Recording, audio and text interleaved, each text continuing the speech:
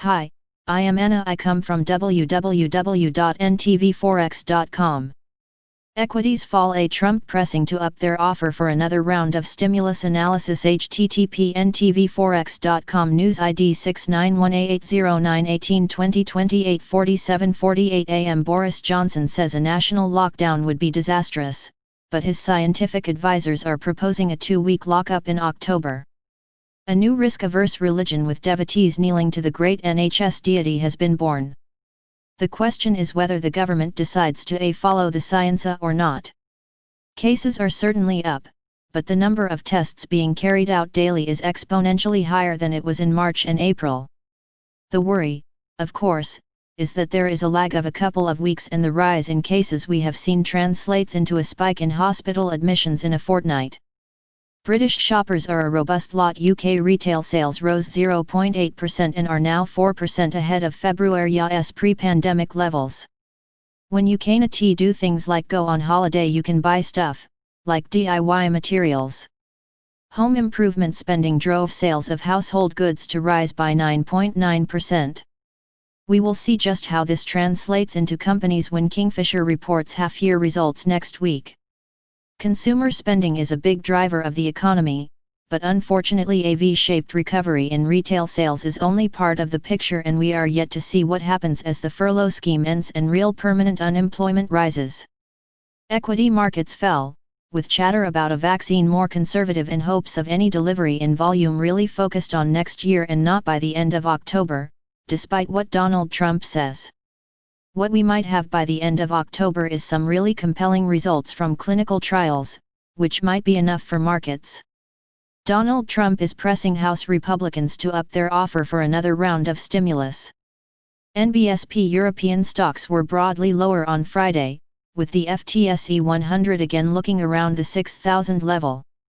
The S&P 500 down almost 1% and again testing its 50-day line.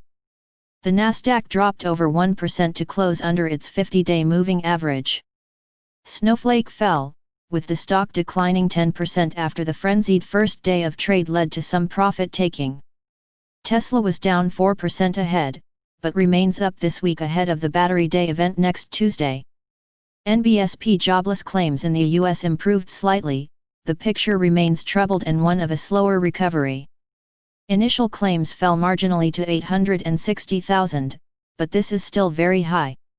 Unemployment remains high at 8.6%, albeit this was a drop from 9.3% the previous week. The total number of people claiming benefits in all programs for the week ending August 29 was 29,768,326, an increase of 98,456 from the previous week. Yesterday, the Bank of England kept rates on hold at 0.1% and the stock of asset purchases at A745 BN, but it looks like on the cusp of delivering further accommodation. The bank stands ready to do more, it said, adding that will not tighten monetary policy until there is a clear evidence of achieving its 2% inflation target in a sustainable way. With the current QE due to run out by the end of the year, the bank looks likely to expand the asset purchase program by around A100 BN in November. There were also overt references to the bank actively considering negative rates, which hit sterling and sank gilt yields and saw money markets pricing in negative rates this year. Cable recovered some ground after the Bow-inspired drop as the dollar reversed course, with BUST rising back to its 50-day SMA at 1.30. DXY hit resistance at the 50-day and the longer-term downtrend reasserted itself, although for now the dollar remains in a non-trending sideways pattern. We await to see whether this is the bottom or a pause bear flag before the next leg lower. Oil prices climbed again after the OPEC meeting revealed Saudi Arabia's determination to keep the alliance together and conforming with the production cuts. WTI OCT rose above $41, the highest in 2 weeks.